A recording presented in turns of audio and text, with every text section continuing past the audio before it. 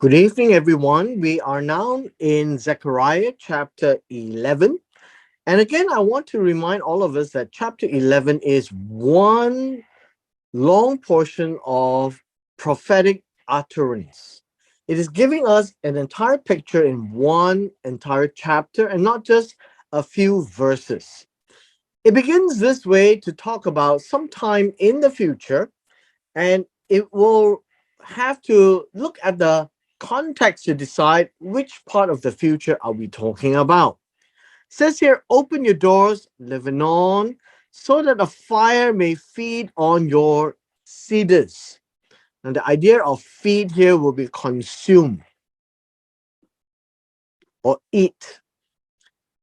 Every time you look at a fire, you would hear the phrase, the Lord is a consuming fire, a fire that will eat. And so when you see fire that will burn something out, it gives us that poetic imagery of a fire eating the material. Now, whatever we see this in chapter 11, we are looking at a very poetic way of uh, describing the understanding of Lebanon really being the nations of the world, the nations of the world.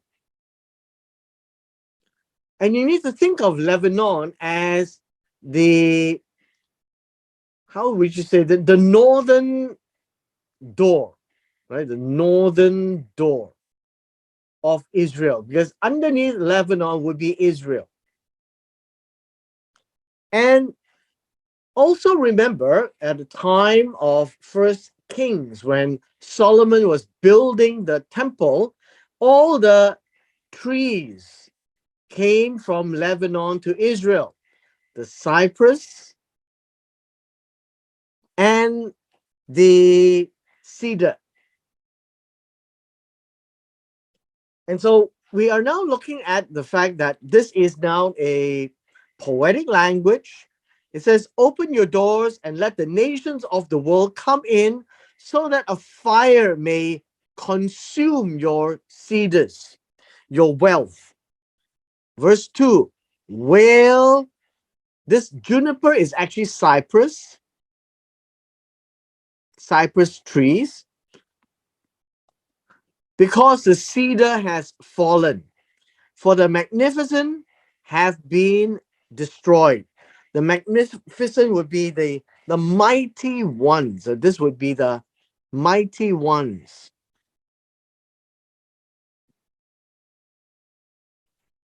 Uh, I guess this idea here would be the majestic ones, the mighty ones. And this is a picture of the cedar trees. Now, understand that the cedar trees is heads and shoulders above all other trees, big and strong. That's why it's used in the temple. They are great big trees. Whale, oaks of Bashan, also big trees. And this time it's in Bashan. This would be in the northeast.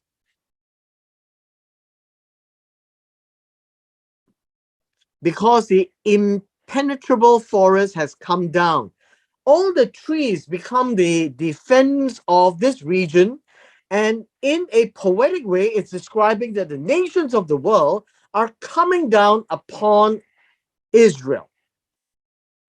Then it says, there is a sound of the shepherd's wail, for their splendor is ruined. There's the sound of the young lion's roar, for the pride of Jordan is ruined. Now, all these is an A and a B. They're talking about the kings and princes of the nations of the world. They are all defeated. So this is an emphasis of a defeat. That's the picture that is being painted here. And come the next verse, it presents us an imagery of what Zechariah is to tell the rest.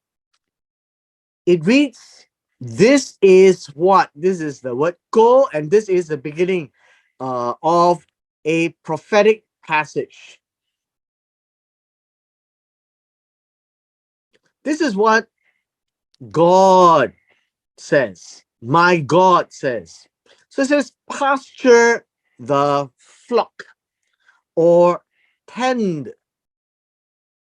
the flock. Otherwise, you would say that this would be shepherd the flock. Now, why are there so many different words? Well, this word here comes from the word ra'ah. It is used in, say, Psalm 23. The Lord is my shepherd. But the idea of that word is not just the person, it's the person who is doing some action, tending to the flock, giving them pasture land, taking care of the flock. So the idea of shepherding is to provide and protect the flock. And it is describing the flock that is going to the slaughter. Now, we talk about flock, this would be sheep and goats. They are small animals, and it depicts Israel. And they are going for the slaughter. And so God is pointing them, this flock is going for the killing. They are going to be killed. There will be a time where they will be slaughtered by the kings of the world. And so take care of this flock. And this is what my says. My is Zechariah. Now understand, Zechariah is now seeing and hearing all these things, and now he is now personally involved in the prophecy. The prophecy continues to expand itself. It says, those who buy, these are the buyers of the flock. It is now telling us that this Israel as a flock will be traded. They will be traded. And they are traded for the slaughter. And they will not be guilty. Now, this is an important concept. The buyers of the flock are not guilty. This word go unpunished is actually a wrong translation. It means they are not guilty. They are not guilty of trading Israel. And if you recall the history of Israel, Israel, after the exile to Babylon, they were manhandled, one nation after another nation, and they are traded in that sense. So this is a very poetic language that says the nation of Israel is now moved back and forth, bought and sold, and they are at the slaughter. And they are not guilty because God has given them to the nations. And those who sell them says, blessed be the Lord, for I have become rich. They traded Israel and they became wealthy, and their own shepherds have no compassion for them. Now, every time you see the word shepherds, you need to think of kings or rulers, and these are foreign nations. The foreign nations are not there to take care of Israel. So this is the imagery that is painted and told to Zechariah. But Zechariah actually is sitting at a time where the Jews are coming home. So what is God talking about? And it appears to us now, when we put ourselves into the shoes of Zechariah, this is not talking only about the past, it's talking about the future. God reminds Zechariah, I will no longer have compassion for the inhabitants of the land. This will be Israel. Every time you talk about the land, it is the land of Israel, declares the Lord. But behold, I will let the people fall into each other's power and into the power of his king, and they will crush the land, and I will not rescue them from their power. Now, this idea here uh, says that God has given them up. If you can see this, given Israel up. This is God's doing. And in this case, Zechariah is now looking at a prophecy that refers to a future time as well, which means that Zechariah is saying, in the past, yes, but what about the future? But at this point in time, they were under the Medo-Persian Empire, and they are not having their own king. And so God says, so I pastured the flock to slaughter. Therefore, the afflicted of the flock, and I took for myself two staffs. The one I call favor, and the other I call union. So I pastured the flock. Now we need to look at this particular word because we keep seeing the word shepherding. Now the idea of shepherding is the picture of protecting and providing. So God says in verse 7, I pastured. This is, I have provided, I have protected the flock of goats and sheep. That I have done that. I have tended to the flock. And this is a flock of slaughter. This is a flock doomed for the killing. And this is with reference to Israel. It is not just grow them fat, but they are now for the killing. And so this is the poor, afflicted flock. Now, what does this mean? This means that they are this what ani, this word really means humbled. This is the humbling of the flock, Israel. And God says, I took for myself two staffs. This is something that you need to read in Ezekiel chapter 37 of the prophecy of the two sticks. And God says, I have two sticks.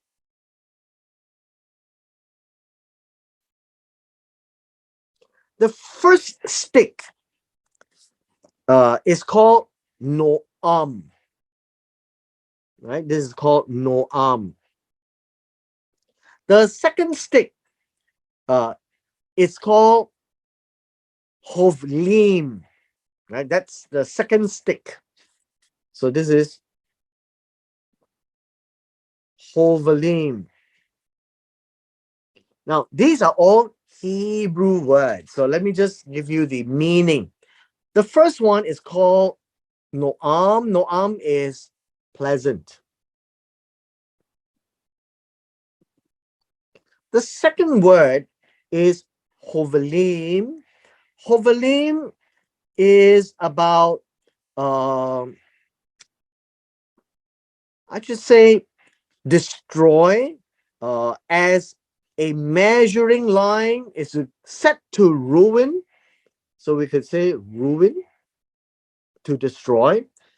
And now let me just explain how we might understand these two sticks. In Ezekiel chapter 37, we have two sticks, the house of Israel, and we have the house of Judah, which likely these two sticks will represent. God says, I have split them into two. which he actually did after Solomon. So let us continue. We continue in verse 8. Now, verse 8 says this, and then God said, I did away with the 3 shepherds in 1 month, for my soul was impatient with them, and their soul was also tired of me. Now, this is also something that is subject to interpretation. And this is to tell us that there were 3 shepherds, 3 leaders, and God says he did away. Now, this idea of doing away is cause to, well, I guess you can say, cause to hide, cause to destroy, right? So I caused to destroy. 3 shepherds.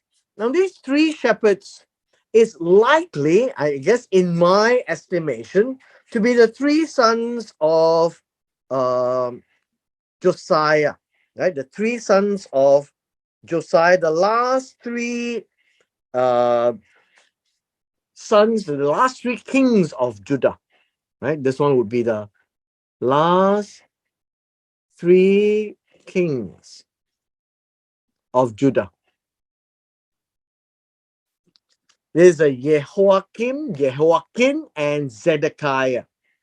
And those 3 that eventually were taken into exile, and Zedekiah was blinded and executed.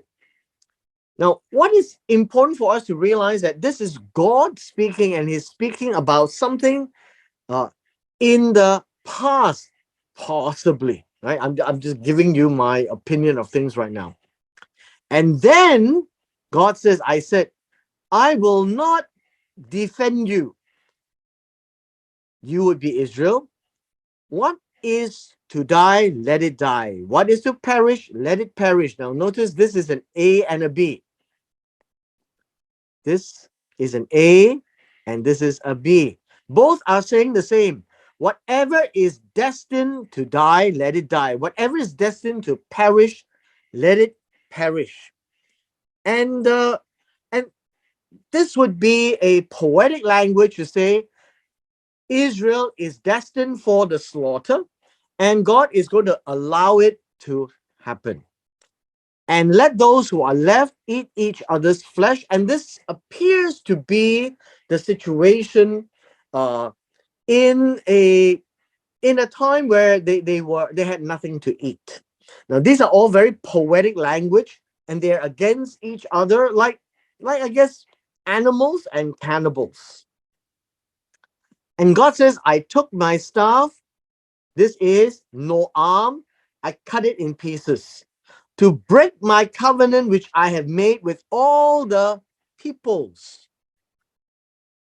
This is with reference to Israel. God says, I will break my covenant. Now, the idea here is to treat as no importance. Why? Because your people of God had despised God.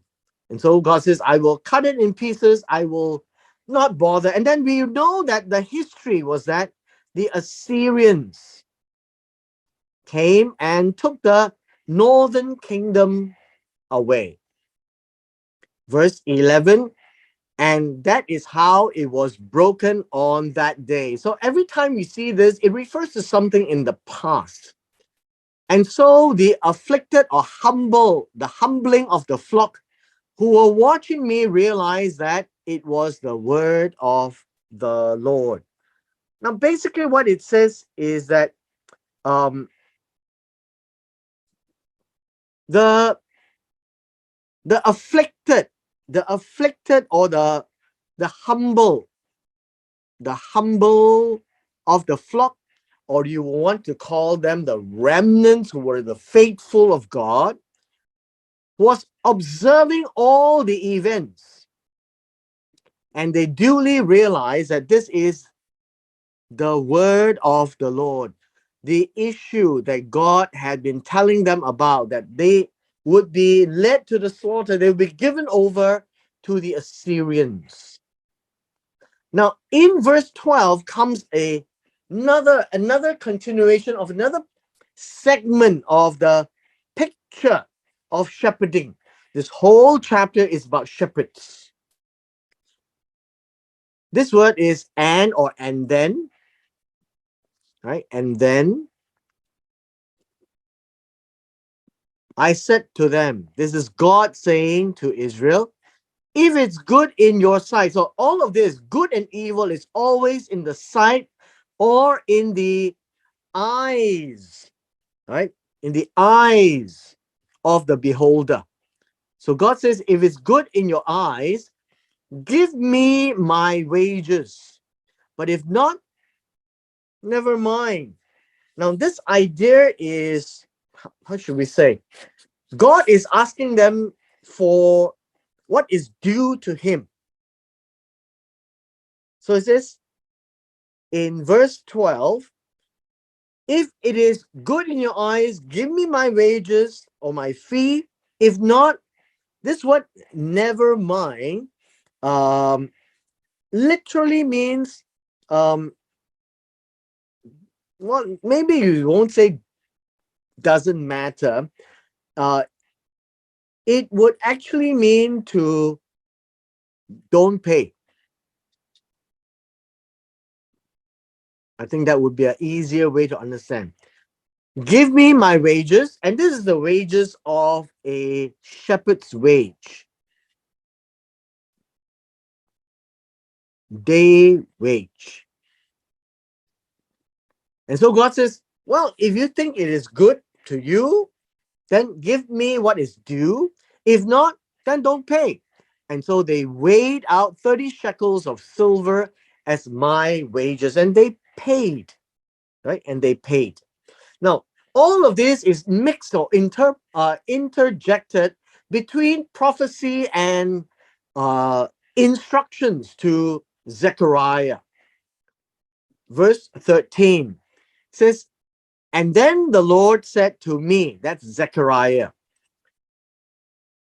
Now, this word here is uh, cast down.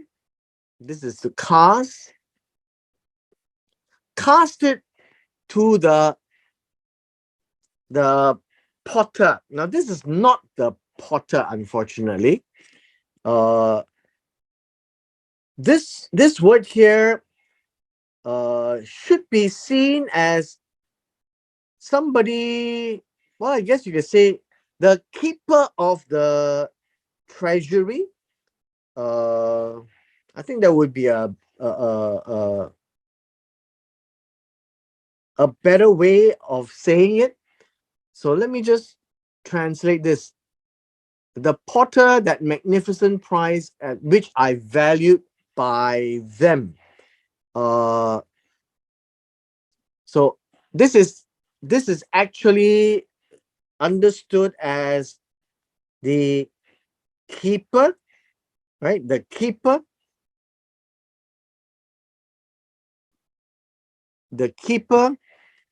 of the treasury, uh, which I have, which I was valued by them. So that would be a better way, is to bring it to the temple, right? Bring it to the temple. So this idea, potter of magnificent prize, is not quite there. And so I, Zechariah, took 30 silver, this has to be shekels, and threw them to the keeper. I guess you could use this word, keeper. Keeper in the house of the Lord. Now, the house of the Lord will refer to the temple. So you can see that the instructions are interspersed with the narrative of the prophecy. And God says, and then I cut in pieces my second staff, and this would be Chovalim, right? HaChovalim, and to break the brotherhood between Judah and Israel. Now, this idea of breaking the brotherhood of Israel and Judah in verse 14 is perhaps something which, um, how would you say it? It it would be the end, right? It would be the end of Judah and Israel. And this is to be taken into exile. It is not about um, it is not about the brotherhood of the relationship of Judah and Israel. It's the brotherhood in the idea of Judah and Israel as a family, as a nation of 12 tribes is over. And when that is over, we find that the northern kingdom, Israel, is gone, dispersed.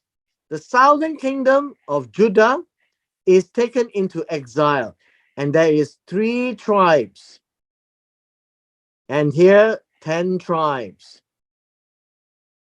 And so the idea that the brotherhood is gone is that all these tribal brothers are gone. So that at the end of the day, Judah and Israel sometimes don't even know each other as time went on. And so we see this taken into exile from the time of before Zechariah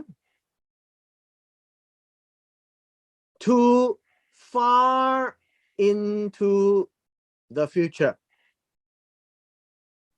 And as time went on, Judah doesn't know who Israel is because that dispersion is gone to an extent, like it is today, that there is no relationship between the two. We are only talking about the tribe of the northern kingdom that has been dispersed, but we don't know where they are. And that is what this means, that God says, I'm going to disperse this, and the brothers don't see themselves again. We will do the last 3 verses together, 15, 16, and 17. And then, after whatever was there dispersed, they don't see each other again. And the Lord said to me, this is another prophecy, take again for yourself the equipment of a foolish shepherd. And so let me explain what foolish actually means. This in verse 15. This word here, foolish, really means ungodly, one who has no God. I think you can say that. One who doesn't know God. A person who doesn't know God is like a fool. That is how it's seen. So take for yourself the equipment of one who is not a godly shepherd. And so we're talking now about a particular king in the future who is not godly, doesn't know God, and he's going to do something. Verse 16, for behold, and as God is talking, and it's a very strange prophecy, I am going to raise up a shepherd in the land who will not care for the perishing, seek the scattered, heal the broken, provide for the one who is exhausted, but will devour the flesh of the fat and tear off their hoofs. Something for us to be aware. So it says here, God says, I'm going to raise up a king. There will be a king who is seen to be a foolish king, sometime in the future, and he will govern the land of Israel. And so you can see that at the time of Zechariah, the kings would be the Medo-Persian. And then we have the Grecian. And then we have the Roman. And then at the Roman time, the Second Temple was destroyed. And so we are talking about one of these because at the end of the day, you find that there is one particular of these kings who really won't care for Israel. They don't care for those who are going to be cut off, right? The perishing. They are not going to care for those who are scattered. All these are talking about the Jews. When they are broken, they don't care. When they're exhausted, they don't care. They will eat the flesh of the fat, the wealthy, and they will tear off their hooves, cripple them. And talking about this is as sheep or goat. And so this is a depiction of the suffering of the nation of Israel. Now, under one of these, but I tend to think would be towards this one here, Rome. So last verse 17, woe to the worthless shepherd who abandons the flock. A sword will be on his arm and on his right eye. His arm will be totally withered and his right eye will be blind. We need to do a bit of translation here. First, woe to the worthless shepherd.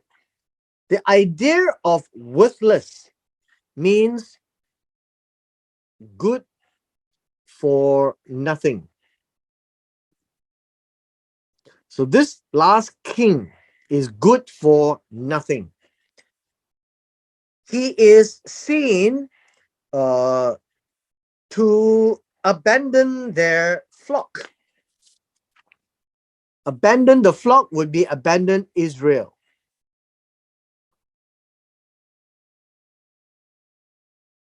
And a sword will be on his arm. So he will wield a sword. He is a warrior. So we're talking, I would think of the Roman Empire. And on his right eye, this would be a sword on his arm and on his right eye. So he is one who is eyeing big things. And then his arm is utterly withered. So this is a disappearance of power. Now understand, arm represents power and authority. So his arm will be withered.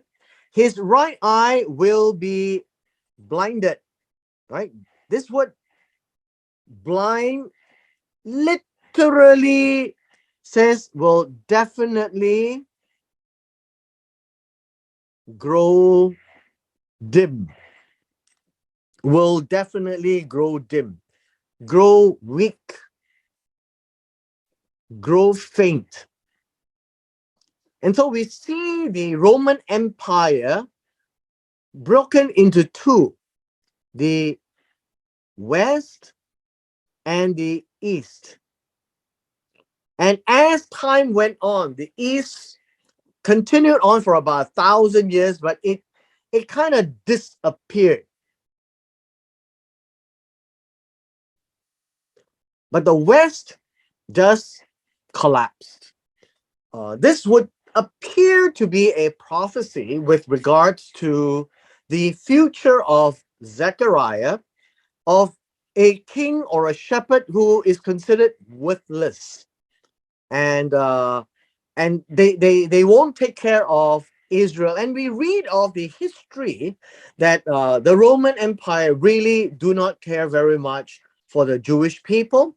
And sometime in 135 CE, Emperor Hadrian had actually decided to totally uh, cause the Jewish people to disappear, to transfer them away, to change the name of Jerusalem and to change the name of Judea such that Israel will not be considered anymore. And so we are seeing this few verses of the worthless shepherd uh, as a king who is good for nothing. So Rome has nothing good for the Jews.